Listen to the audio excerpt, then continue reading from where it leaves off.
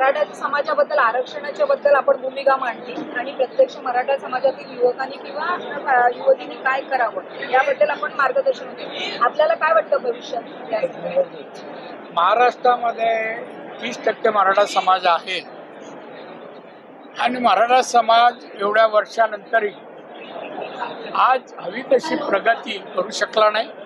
आज समाजामध्ये दारिद्र्याखाली मोठी संख्या आहे, बेकारी आहे आणि मग एकूणच मुंबई आणि महाराष्ट्राच्या आर्थिक प्रगतीमध्ये मराठा समाजाचा हिस्सा किंवा वाटा अल्पसा आहे।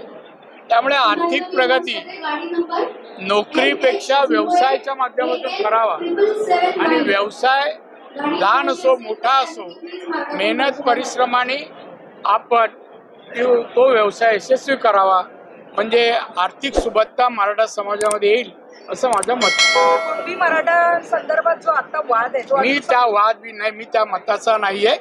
मराठा समाजातला कुठलाही माणूस स्वतःला कुणबी म्हणून घेणार नाही आणि कुणबींचं आरक्षण नको आहे।